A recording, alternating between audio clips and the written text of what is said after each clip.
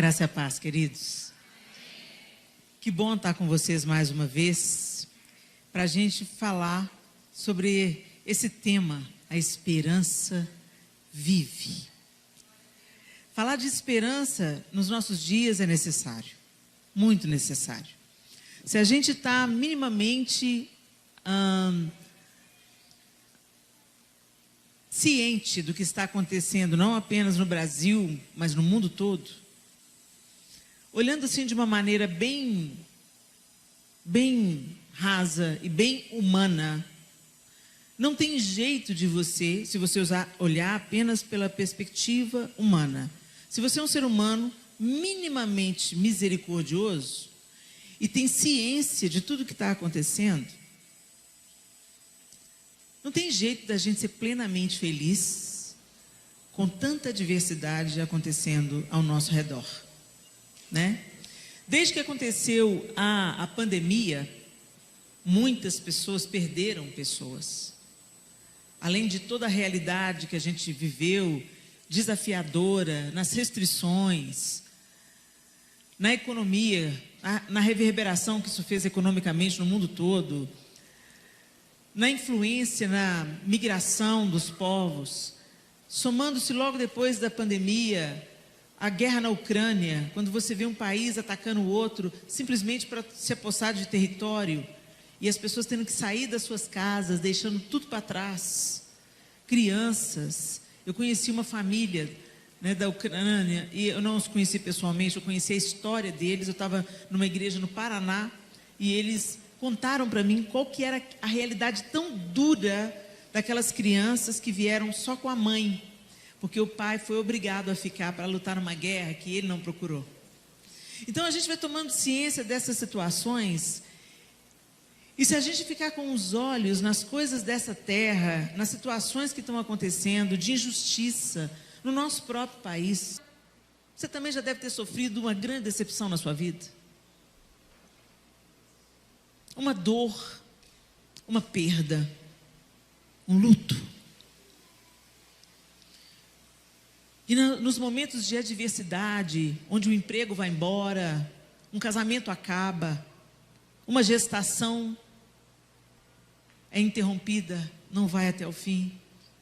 1, 2, 3, 4, quantas mulheres tentando engravidar, não conseguem. Às vezes se investiu tudo num relacionamento, sonhando com um casamento, e não deu em nada. E às vezes tem algumas pessoas que vivem uma sequência de decepções, de desilusões, de angústias, de dores, de traumas. Porque essa é a existência humana. Todos nós estamos nessa terra. E essa terra foi entregue a Satanás. Quando ele vai tentar Jesus, ele fala assim: olha para todas as nações da terra, tudo isso te darei, se prostrado me adorares. Ele pensa que é dono, ele age como dono, mas na verdade o Senhor vem reivindicar o que é dele, e essa é a nossa esperança. A nossa esperança é que haverá paz, justiça, e toda lágrima será enxugada dos olhos. Essa é a nossa esperança. Tá bom, Helena, essa é a esperança cristã. Jesus vai voltar, o reino dele vai ser estabelecido, ele que vai reinar, um reino de justiça, paz para sempre. Não mais haverá pranto, nem dor, nem luto, nem separação. É essa a nossa esperança. Mas o que a gente faz enquanto a gente espera? Como é que a gente vive enquanto a gente espera? E se a gente não vir Jesus voltando? Gente, eu quero te dizer uma coisa: vocês vão ver, ou morto ou vivo, vocês vão ver. Os mortos em Cristo ressuscitarão primeiro, então os mortos verão, todo olho verá, ok? Então, seja você morto ou vivo, você vai ver. Se você estiver morto, você vai ser ressuscitado e você vai ver Jesus voltando. É isso que a Bíblia diz que vai acontecer. Mas tá bom, Helena, então como é que eu vivo a vida? Em confiança. Vamos para a palavra de Deus? Bem, vamos entender primeiro o que é esperança. O que é? Segundo o dicionário da língua portuguesa, qual o significado de esperança? Confiança em conseguir o que se deseja. Sentimento de crença no desenlace favorável de certa situação. Otimismo. Pessoa, entidade ou coisa em quem se deposita a expectativa de soluções ou de feitos positivos. Isso é esperança. Confiança. Sentimento de crença no desenlace favorável de certa situação. Otimismo. Bom, com isso em mente, eu queria trazer para vocês o que está escrito no Salmo 146, 5 e 6. Eu estou na Nova Almeida Atualizada, a NAA, é a minha versão. E o Salmo 146, 5 e 6 diz assim: Bem-aventurado aquele que tem o Deus de Jacó por seu auxílio, cuja esperança está no Senhor, seu Deus, que fez os céus e a terra, o mar e tudo que neles há, e mantém para sempre a sua fidelidade. Bem-aventurado. Gente, essa palavra bem-aventurado, ela é traduzida, né? A palavra do original é traduzido para o português como bem-aventurado, ou em algumas outras traduções como feliz. Feliz é aquele que tem o Deus de Jacó, né? O significado no hebraico, ele é muito mais profundo. No grego, ele é muito, no caso aqui no hebraico, porque está nos Salmos, é muito mais profundo do que só aquela felicidade que a gente entende, sabe? Aquela felicidade, a gente entende a felicidade como uma disposição emocional favorável. Tudo está dando certo, tudo está beleza, então eu sou feliz. Tudo está acontecendo do jeito que eu quero, então eu sou feliz. Deu tudo certo, os planos deram certo, o casamento deu certo, os filhos que eu desejei nasceram, meu emprego está jóia, está tudo bem, então eu sou feliz. Mas, gente, quando você vai no original, a palavra no original, ela é muito mais cheia do que bem-aventurado ou feliz, segundo o nosso próprio dicionário. Bem-aventurado, se a gente for olhar o original, uma tradução mais adequada seria aquele que atinge seus fins, cumpre o seu propósito e floresce. Atinge os seus fins, cumpre o seu propósito. É fácil cumprir propósito, gente? Atingir os fins é fácil? E perceba, florescer é só por último. Atinge os seus fins, cumpre o seu propósito e floresce. A gente está acostumado com uma felicidade instantânea. A gente pensa que felicidade é pipoca. Põe no micro-ondas. Isso não é felicidade, gente. E aí o que acontece? Ao invés de nós olharmos para a razão da nossa esperança, colocarmos todas as nossas expectativas nele, atingirmos os nossos fins, cumprir os nossos propósitos e florescermos para a glória de Deus, ao invés de nós caminharmos nessa ordem, a gente inverteu a ordem. Buscai, pois, em primeiro lugar o reino de Deus, a sua justiça, as demais coisas serão acrescentadas. A gente inverteu a ordem. A gente está buscando as demais coisas e querendo colocar em segundo lugar, buscar o reino de Deus e a sua justiça. E é por isso que a gente tem experimentado tanta frustração, tanta dor, tanta insatisfação no nosso relacionamento com Deus. Porque Deus falhou? Não, porque nós invertemos a ordem. Em primeiro lugar é o reino de Deus e a sua justiça. Em primeiro lugar é Deus. A maneira que Ele pensa, a maneira que Ele age, a maneira que Ele é, quem Ele é. Por isso, gente, nós precisamos de alimentar a esperança, porque senão ela vai morrer. Nós precisamos de nutrir a esperança, porque senão ela vai morrer. E para a gente nutrir a esperança, a primeira coisa que a gente tem que entender, que a a chave de uma felicidade bíblica, não uma felicidade abraçada e apegada às coisas dessa terra. Porque eu vou te falar, se você se apegar às coisas dessa terra, você será frustrado. Recentemente a gente viu aquele ator, o Jim Carrey, falando: eu gostaria que todo mundo ganhasse o seu milhão, ficasse milionário e famoso aos 30 anos de idade, para entenderem que isso não é suficiente. Se fosse suficiente, a gente não via tantos atores de Hollywood, famosos e milionários, pôr no fim a própria vida. A gente pensa que ser feliz é ser rico, ser feliz é não ter nada faltando. Feliz é quem teme ao Senhor e anda nos seus caminhos. É isso que a palavra de Deus diz.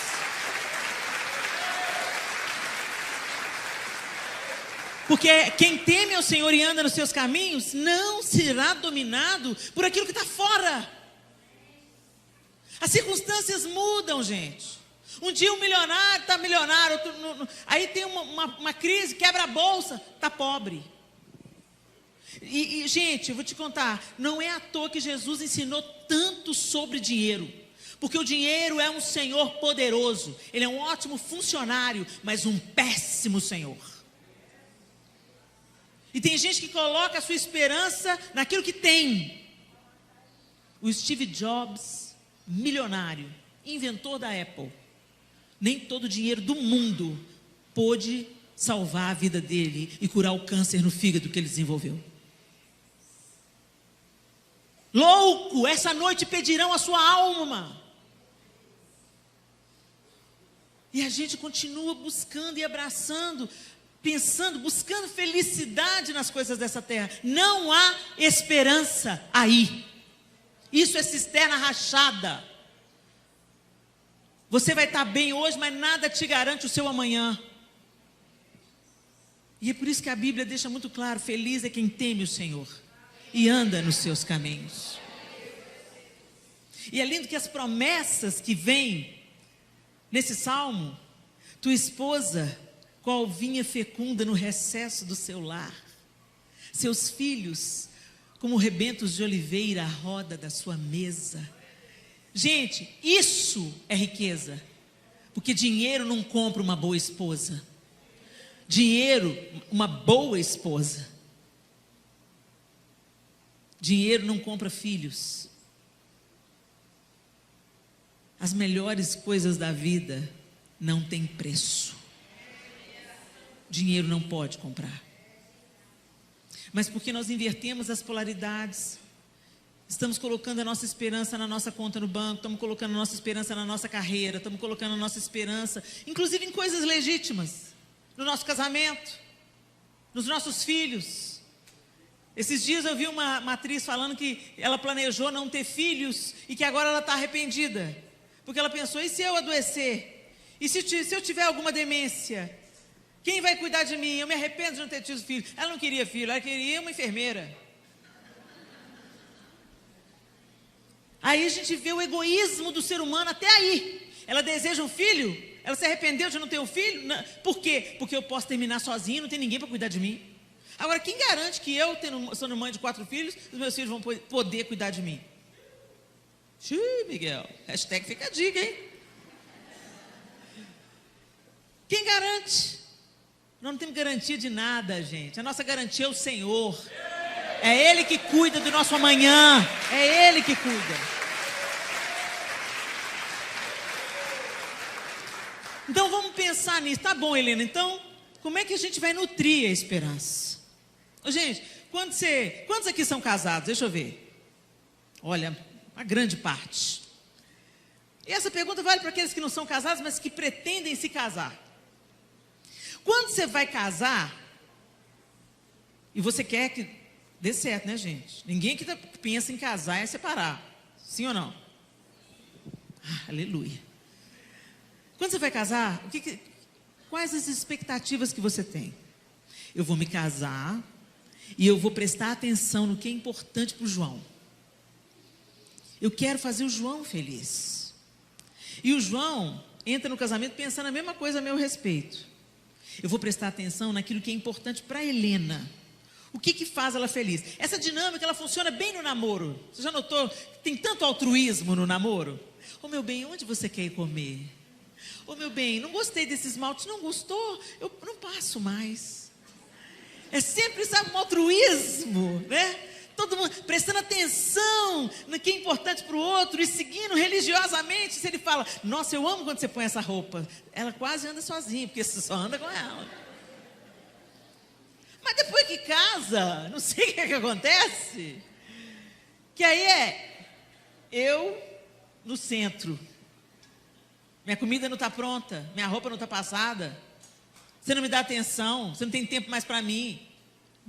Você planejou fazer isso, continuar sendo altruísta no casamento, continuar prestando atenção naquilo que é importante para o outro. Não, eu não vou gritar com ele, a gente vai conversar de uma maneira pacífica, eu vou explicar o que eu sinto dessa maneira. A gente faz 1000 planos, mas quando casa todo mundo cumpre, gente? Não? Não mesmo. Porque se todo mundo cumprisse, a gente não tinha o tanto de divórcio que tem aí. Se todo mundo entrasse no casamento realmente disposto a fazer o bem ao outro, como quer fazer a si mesmo, as chances desse casamento dar errado são muito, muito, muito pequenas.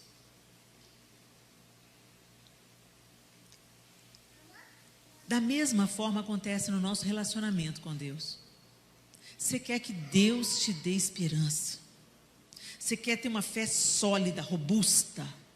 Você quer colocar sua confiança em Deus. Você não quer ser abalado pelas coisas ao redor, pelo mercado, pela bolsa, pelo desemprego. Você não quer ser abalado, você quer permanecer firme no meio do caos. Você quer ser como uma árvore frondosa. Sim ou não? Quem pode fazer isso por você? Você mesmo? Mas então, você precisa de fazer algumas coisas para se fortalecer. Sim ou não? Então, por que você não faz? Nós somos verdadeiros procrastinadores da nossa vida com Deus. A gente deixa tudo para depois. A gente faz planejamento. Esse ano eu vou ter uma vida devocional consistente. Esse ano eu vou ler a Bíblia toda. Esse ano eu vou participar de todas as reuniões de oração. Esse ano, e a gente vai fazendo 1000 planos. Mas aí, como a gente inverteu o reino de Deus e a sua justiça, vem em segundo lugar. Aí você fala, você não vem mais na reunião de oração? Pois é, então, arrumei um emprego novo, agora estou trabalhando mais horas, então assim, não está dando, estou ficando muito cansado. Não, e a leitura da Bíblia? Sabe o que é? Olha, gente, eu estou estudando e trabalhando, eu estou com filhos pequenos, é tão difícil, né? Não estou dando conta. Deus entende. Gente, você vai colher daquilo que você planta. É a lei da semeadura, é só isso. Deus não está se vingando de ninguém. Deus não está ali, vou te punir, porque você não está lendo a Bíblia. Não, gente, você se autopune. Se você fumar a vida inteira, a chance de ter um câncer no pulmão é real ou não é? A culpa é de Deus se você escolheu fumar a vida inteira? Você quer a isenção da lei da semeadura? O que o homem semear, isso também ceifará. Então, se nós queremos ter uma esperança robusta em dias difíceis, se nós queremos não ser abalados pelas circunstâncias ao nosso redor, se a gente quer permanecer fiel ao Senhor no meio do deserto, se você não se apegar a Ele, não tem jeito. Você não consegue na sua própria força, na nossa própria força, no nosso próprio entendimento, baseado na nossa própria sabedoria. Por isso que a Bíblia diz, não se apoie no seu entendimento. Não se estribe no seu próprio entendimento. Você não dá conta.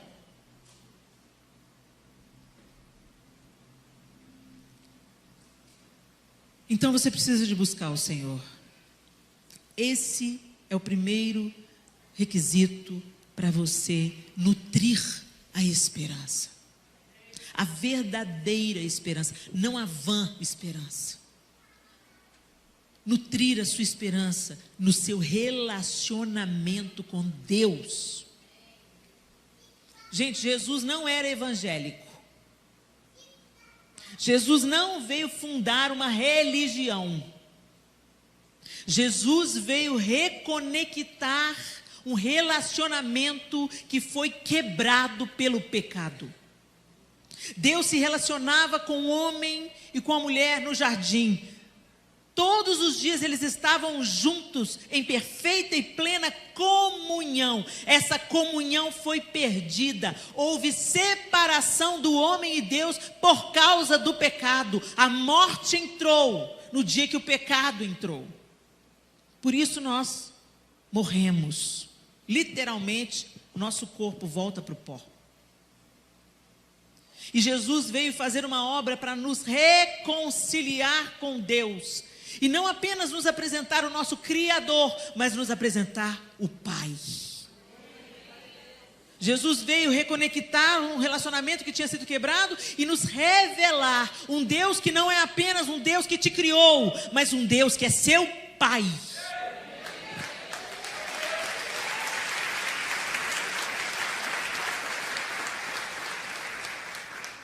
Aí o que a gente faz? A gente vem na igreja, numa reunião, numa célula, entende que precisa de salvação, porque o homem não pode salvar a si mesmo, precisa da ponte que é Jesus, a porta é Jesus, por isso que ele diz, eu sou o caminho, a verdade e a vida, o e a, artigo definido, não é um, todos os caminhos levam a Deus, não. Só tem um caminho, Jesus Cristo. Eu sou o caminho, a verdade e a vida. Eu não estou falando de religião, eu estou falando daquilo que está acontecendo na história do planeta Terra, desde que ele foi criado. E aí Jesus vem, paga uma dívida que era nossa, se entrega na cruz pelos nossos pecados e pelas nossas transgressões e iniquidades, e abre um novo e vivo caminho para que você e eu pudéssemos agora entrar e acessar a presença de Deus. E para que acessar a presença de Deus? Para ter um relacionamento com Ele, como tinha no jardim. Mas a gente entra pela via do utilitarismo. Eu vou na presença porque eu preciso de alguma coisa.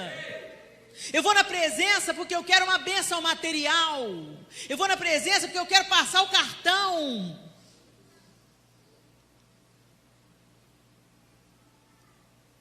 Quando um pai chega de viagem, ele quer o abraço de um filho que ele está com saudade. E é muito frustrante quando a gente é pai e mãe e a gente chega e o filho vem e vem nos bolsos. O que você trouxe para mim? E muitas vezes nós nos relacionamos com Deus assim, de uma maneira utilitarista. Eu vou até Deus quando eu preciso de alguma coisa. Eu vou até Deus quando eu preciso de uma cura. Eu vou até Deus quando eu preciso de um emprego novo. Eu vou até Deus quando eu preciso de um marido. Quando eu preciso que Ele conserte meu casamento. Quando eu preciso que Ele me dê um filho. Nós precisamos de aprender a nos relacionar com Deus por amor. Por amor. Eu vim porque eu te quero. Eu vim porque a sua presença é suficiente.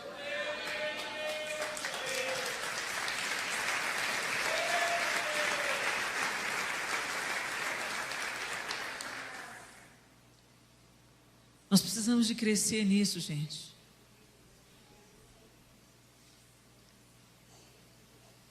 E a gente não acessa a presença de Deus apenas com a nossa emoção. É muito gostoso a gente estar no culto.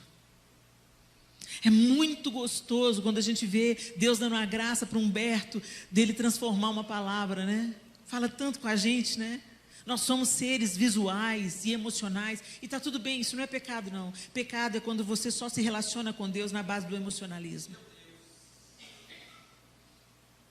A gente tem que escolher a presença quando a gente prioriza a leitura da palavra, como se disso dependesse a nossa vida, porque depende.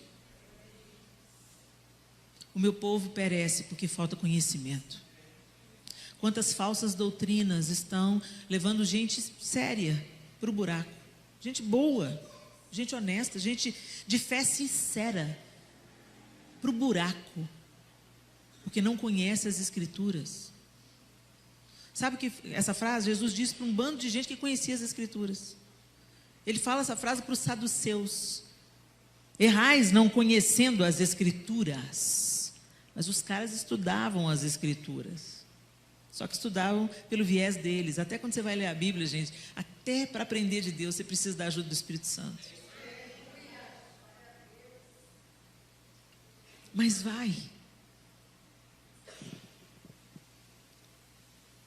Em Romanos 15:4, diz assim: pois tudo que no passado foi escrito, para o nosso ensino foi escrito, a fim de que pela paciência e pela consolação das Escrituras tenhamos esperança. Pela paciência e pela consolação das Escrituras. Gente, se você não ler a palavra de Deus, você não vai ter consolação. Se você não ler a palavra de Deus, sua esperança vai morrer.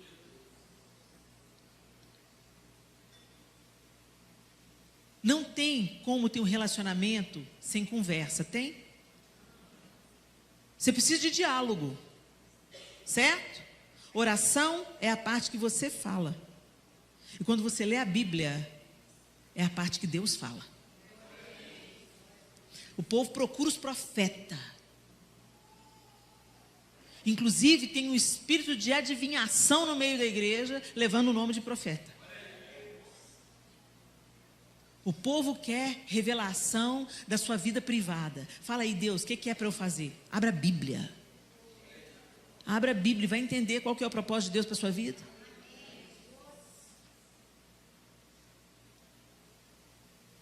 A palavra de Deus também diz: cheguem perto de Deus, e Ele se achegará a vocês.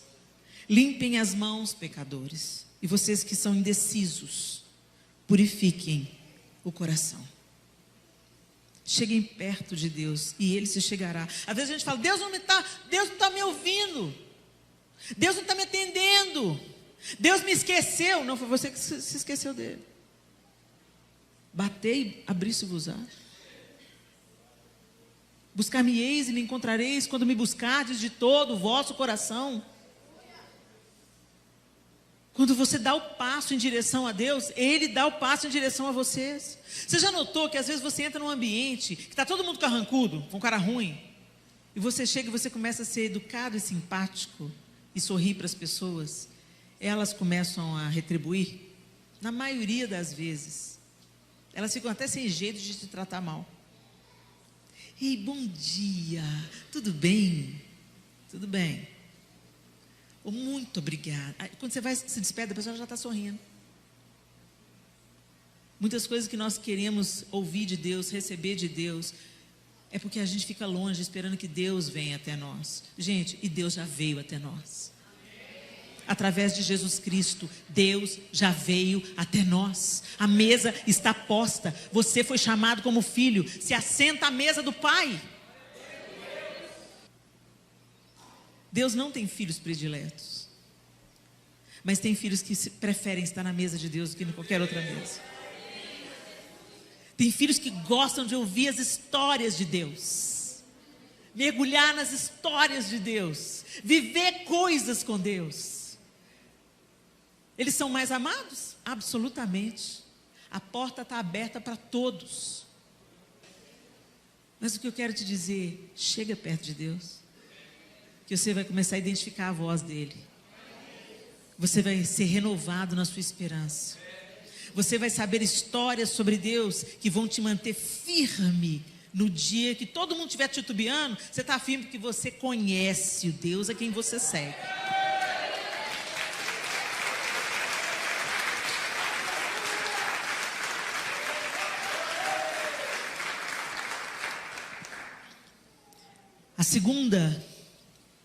o segundo posicionamento para você nutrir a sua esperança é a confiança.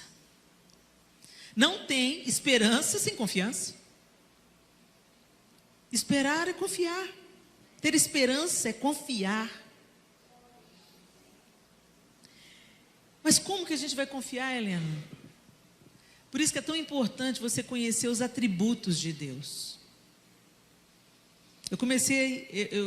A gente fez um curso bíblico para mulheres recentemente, eu lancei, e o primeiro módulo todinho é os atributos de Deus, quem Deus é. Por quê? Porque a gente imagina Deus, a gente constrói um Deus na nossa imaginação que mais parece com Papai Noel do que o Deus da Bíblia. A gente imagina o bom velhinho, de uma barba branca, ou, sabe, a gente tem 1000 ideias sobre Deus. Mas deixa eu te falar uma coisa, antes de existir tempo, Deus já existia. Porque a Bíblia começa falando, no princípio, criou Deus os céus e a terra. Então ele estava antes do princípio. Antes que existisse tempo, ele já estava.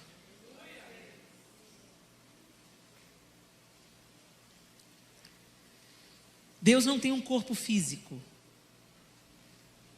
Ele é infinito.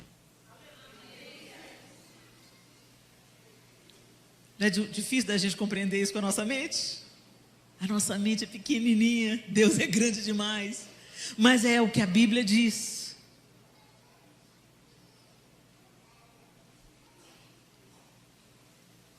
Ele é onipresente. Significa que ele está aqui, agora, e está lá na China, agora. Onipresente. Onipotente. Ele pode tudo. Não tem difícil para Deus. Não tem impossível para Deus. Não tem complicado para Deus. Deus não está brigando com Satanás, gente. Deixa eu explicar para vocês. Deus é o Criador.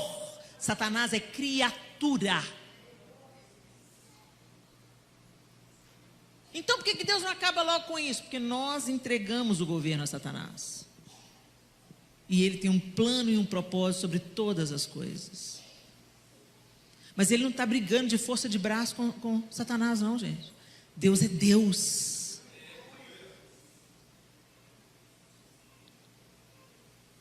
E quando você começa a tomar ciência pelas Escrituras de quem é Deus, de como Ele age, de como Ele faz, o mar se submete, ele paralisa o sol e a lua. Quando você começa a ver as histórias daquilo que Deus faz, você, conhecendo ao Senhor, desenvolve confiança nele. Não o Deus da sua imaginação. Porque o Deus da sua imaginação, qual que é o problema do Deus da nossa imaginação? Ele pode até chegar perto, mas ele é formado segundo a nossa justiça. E a nossa justiça é como trapo de imundície. A justiça de Deus é plena, perfeita. Ele inventou o conceito de justiça. Mas você já deve ter ouvido alguém falar assim: ah, como é que é? Deus vai mandar a gente para o inferno? O meu Deus não faz isso não. Ainda bem que você falou o seu Deus, porque foi o Deus que você customizou. Porque o Deus da Bíblia falou que vai exercer julgamento. Entenderam? Tem um tanto de gente que inventou Deus. E aí se decepciona. Eles mesmos inventam e eles mesmos se decepcionam com a imagem de Deus. Quando as coisas não acontecem do jeito que eles imaginaram. Mas quando as coisas acontecem do jeito que a Bíblia diz, você fala: chegou minha vez. Ai, Senhor, me sustenta aqui. Chegou a minha batalha. Oh Deus, me sustenta aqui. Chegou a sua correção para o meu pecado. Oh Deus, me sustenta aqui, me perdoa aqui, me faz de novo aqui. A Bíblia está aqui para nos ensinar como nos relacionar com Deus e como confiar nele.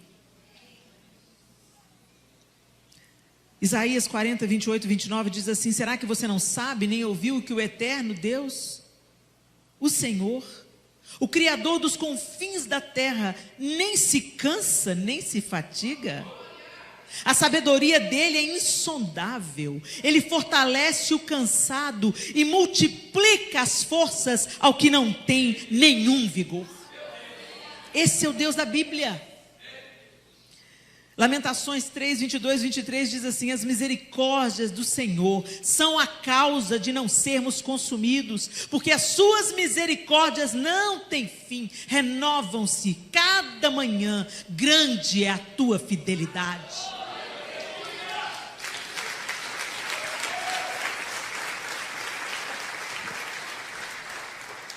Então, a confiança é desenvolvida em nós pela contemplação de quem Deus é. E aí entra o terceiro e último ponto: o louvor. O louvor. Ô, gente, louvor, segundo o dicionário, louvar é dirigir louvores a, elogiar, bendizer, aprovar. Isso é louvar. Então, elogiar. Você elogia uma pessoa, para você elogiar uma pessoa, você tem que saber as qualidades dela, não é? E quando você elogia, quando você louva, esse louvor, ele produz em nós esperança. Às vezes você chega aqui na igreja quebrado, deu tudo errado no seu dia. A coisa foi complicada. Aí você começa a cantar louvor. Aí o seu ânimo começa a mudar. O seu ânimo começa a mudar porque você começa a olhar para Deus e não para os seus problemas. Você começa a cantar sobre a sua grandeza e não sobre os seus dilemas. Quão grande é o meu Deus, cantarei quão grande é o meu Deus, e todos hão de ver quão grande é o meu Deus. O seu ânimo muda, a sua esperança volta.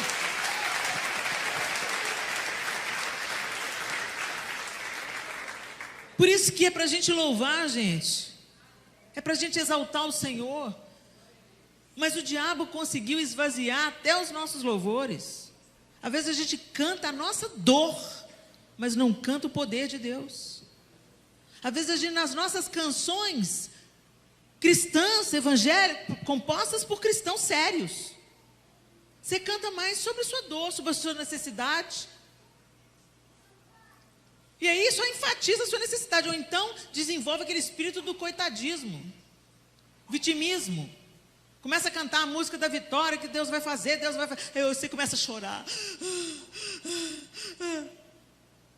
E fica se sentindo mais coitado ainda. Aí ganha uma carga de ânimo, mas quando volta para a luta, fica igual aqueles bonecos do posto de gasolina. Vem para o culto, tem aquelas músicas que animam o seu ego. Aí você fica... Aí na quarta-feira você já está assim.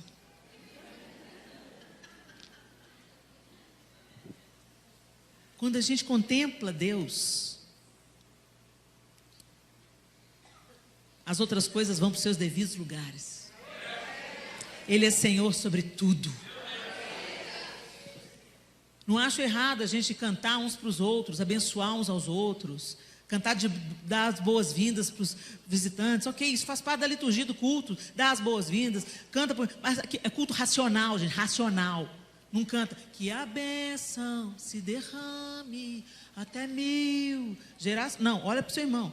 Que a bênção se derrame até 1000 gerações, sua família e seus filhos e os filhos dos seus filhos. É uma música para você cantar para o irmão. Culto racional, gente, racional. Você está sabendo tudo que você está fazendo. E você está entregando intencionalmente a sua adoração e o seu louvor a Deus. E quando você faz isso, gente, como a gente é levantado no meio do louvor, quando a gente contempla Deus. Você começa a cantar sobre ele. Por isso que lá em Efésios, no capítulo 5, o apóstolo Paulo fala: enchei-vos do Espírito, falando entre vós com salmos, hinos e cânticos espirituais, cantando e salmodiando a Deus nos vossos corações, dando por tudo graças, rendendo por tudo ações de graças, em nome de nosso Senhor Jesus Cristo. Olha, como é que você é cheio do Espírito? Tem uma frase no imperativo: enchei-vos do Espírito. E as outras vêm no gerúndio. Como? Falando entre vocês com salmos, hinos e cânticos espirituais, cantando e salmodiando a Deus no vosso coração e dando graças. Louvor. Você é cheio do Espírito. A conversa é boa, você é cheio do Espírito. A esperança vem. Aí você vai para o outro, a boca do inferno. Ah, vida, oh céu, você viu? Você viu o governo? Você viu a taxa? Você viu? Ô, gente, eu vou te contar. Essa é uma área de vulnerabilidade para mim, tenho que confessar meu pecado para vocês. Quando começa a falar do governo, Jesus, vem em mim, Jesus, me segura com as duas mãos, não solta não. Mas a gente tem que aprender a exercitar a nossa esperança. E começar assim: por que nós estamos passando por isso, Jesus? Hashtag fica a dica. Nós precisamos disso para acordar para a vida. Para entender que o reino de justiça que vem aí, homem nenhum faz. A justiça que nós almejamos e a justiça que nós precisamos, os homens não são capazes de estabelecer. A bagaça está tão grave que só Jesus na causa, literalmente. Ah, Helena, e se a circunstância não mudar? Então que mude o seu coração. Pelo poder da esperança. Pelo poder da esperança. Eu só queria deixar mais um verso.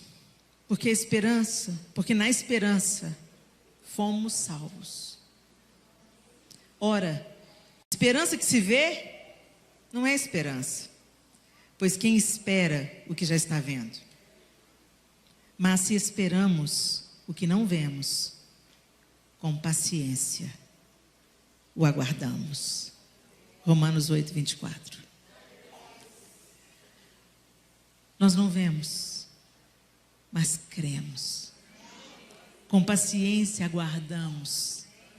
E nutrimos essa esperança, nos achegando a Deus. Chega perto mesmo, gruda nele, senão você não dá conta. Gruda, vira o chiclete de Deus. Vai pesquisar sobre ele, vai conhecer sobre ele, vai ler essa Bíblia que você tem em casa, que só fica aberta no Salmo 91, como se fosse um patuá gospel. Não é o Salmo 91 na página que protege a sua casa, não. É o Salmo 91 dentro do seu peito. Na sua consciência. Aquele que habita no esconderijo do Altíssimo, à sombra do Senhor Onipotente, descansará. 1000 cairão ao meu lado, 10.000 à minha direita, mas eu não serei atingido. E isso não é uma mensagem triunfalista, gente. Porque a palavra, Jesus diz: não tema quem mate o corpo. Tenha medo de quem matar seu corpo, não. Pode matar seu corpo. Tenha medo de perder a salvação. Tenha medo de não ser salvo. Uma vez que temos a esperança na graça e misericórdia de Jesus Cristo e na sua salvação, então não é para a gente temer nada. Certo? Mas a gente teme, eu sei, a gente é gente. O que eu estou querendo dizer é que o Senhor quer nos aperfeiçoar nisso. A gente tem que ir se livrando do medo, gente, cada dia mais, cada dia mais. Ansiedade é medo, preocupação é medo. Tem uns medos na nossa... eu não tenho medo, Helena, eu só estou um pouquinho preocupado, porque meu filho ainda não chegou. É medo, gente. E a Bíblia diz que o verdadeiro amor lança fora o medo. Então nós temos que dar mais espaço para o amor e limpando nosso coração, para o medo, sabe? Ele ir se afastando de nós, a gente se livrando dele, porque nós não somos escravos do medo. Amém? Feche os seus olhos.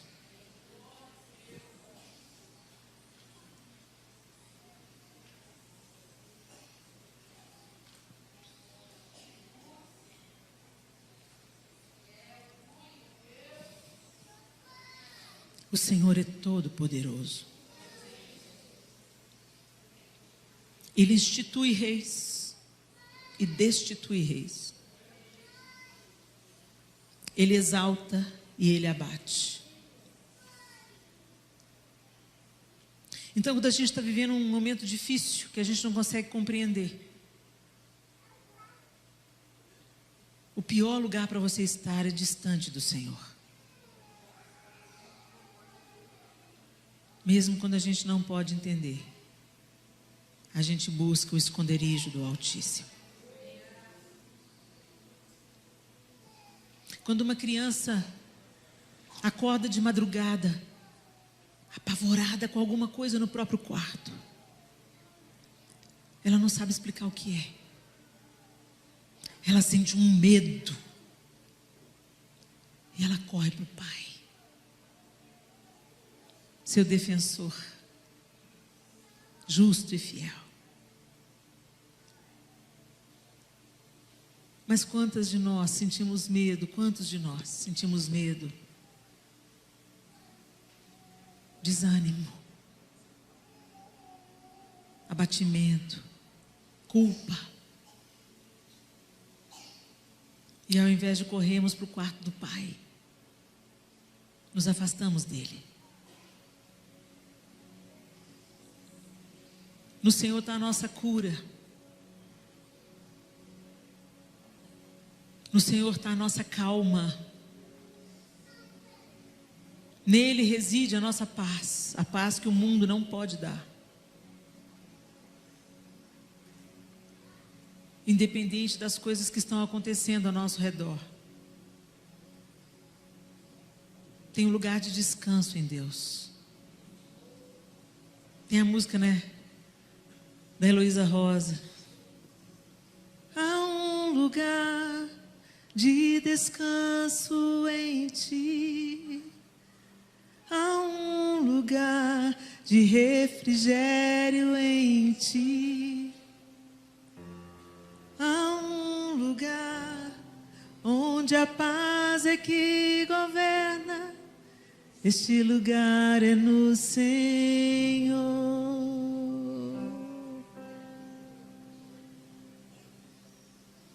Ele é a nossa segurança. Ele é a nossa força. Ele é a nossa fonte. Mas a gente ainda está buscando poços.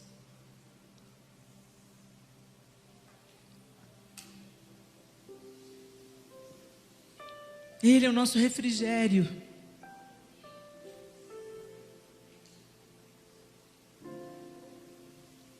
Mas a gente tem buscado dessedentar a nossa sede em cisternas rachadas, que não retém água. E hoje é o momento de você fazer uma autoanálise de como você está vivendo a sua vida, meu irmão, minha irmã. Se a esperança vive, por que você anda tão desesperançado? Se Deus é a tua esperança, de fato, por que você está pensando em desistir? Por que você duvida do amor de Deus? Por que você questiona? Até briga com Ele.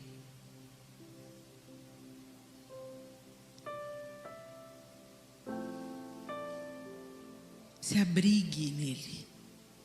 Não brigue com Ele. Deus é tão misericordioso que Ele entende até as nossas brigas, as nossas pirraças. Mas está na hora da gente amadurecer, né, gente? Jesus não vem buscar uma noiva infantilizada. Ele vem buscar uma noiva pronta para o casamento. Está na hora da gente deixar de ser meia boca, infantil na nossa fé. E se de fato cremos, que a gente nutra a esperança, louvando, confiando, conhecendo a Deus. Se realmente conhecermos a Deus, iremos confiar. E se realmente confiamos, certamente o louvaremos e o adoraremos eternamente. Então, eu queria que você orasse no seu lugar. Aí você e Deus. Fala com Ele. Você que tem dado para o Senhor os seus restos, o resto do seu tempo, o resto do seu dinheiro, o resto dos seus dons, do seu talento, o resto da sua disposição. Deus é digno do nosso melhor, porque Ele deu o melhor dele para nós. Se temos vida, é porque Ele nos dá fôlego de vida. Se acordamos hoje, é porque pela misericórdia de Deus acordamos hoje. Então por que insistimos em dar para Deus o que sobra? Buscai, pois, em primeiro lugar o reino de Deus, a sua justiça. No trabalho, que o reino de Deus prevaleça na sua vida. No casamento, que o reino de Deus e a sua justiça seja a sua primeira busca. Na igreja local, o reino de Deus e a sua justiça. Servindo a sua cidade, a sociedade, o reino de Deus e a sua justiça. Seja governado por Deus. Governado. A gente chama o Senhor de Senhor. E Senhor manda. Senhor ordena. Mas quantas vezes nós é que estamos dando ordem para nós mesmos, fazendo as nossas próprias escolhas, excluindo Deus de comandar a nossa vida e ainda chamamos Ele de Senhor? Nos perdoe, Senhor. Nessa noite bendita que o Senhor nos trouxe aqui, para refletirmos sobre a esperança que vive, que é o Senhor. Nós nos deparamos com nós mesmos, Senhor. Nosso coração equivocado, tão cansados e sobrecarregados que andamos. E sabemos que estamos assim por nossa própria culpa e responsabilidade. Não queremos transferir para ninguém, Senhor. A responsabilidade é minha. A responsabilidade é de cada um de nós. Porque temos buscado água em poços e não na fonte de água viva, que é o Senhor. Invertemos a ordem, Senhor, e estamos buscando as demais coisas, ao invés de buscar em primeiro lugar o seu reino, a sua justiça. Eis aqui o nosso coração, Senhor, patente diante do Senhor. Confiados na tua misericórdia, nos achegamos nessa noite, te pedimos perdão. Mas mais do que perdão, Senhor, nós não queremos ficar nesse estado em que nós nos encontramos. Por isso nós pedimos que o teu Espírito Santo nos ensine, nos governe, nos convença, mude a nossa mente, desafie o nosso coração, a fim de que a nossa fé não seja apenas honrar-te com os nossos lábios, mas que o nosso coração seja totalmente confiante no Senhor. Nós não queremos ser contados, Senhor, com aqueles que te honram com os lábios, cujo coração está longe do Senhor. Mas nós queremos ser contados com aqueles que têm buscado aprender dia a dia com o Senhor e permitindo que o Espírito Santo nos transforme a cada dia à semelhança de Jesus Cristo, teu Filho. Renova a nossa esperança e que o Senhor nos ajude a nutri-la dia após dia, em nome de Jesus Cristo. Amém e amém. Aleluia.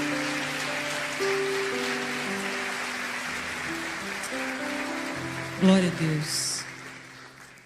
Pessoal, eu oro para que essa palavra pelo poder do Espírito, que a palavra de Deus, pelo poder do Espírito, transforme a mente de vocês.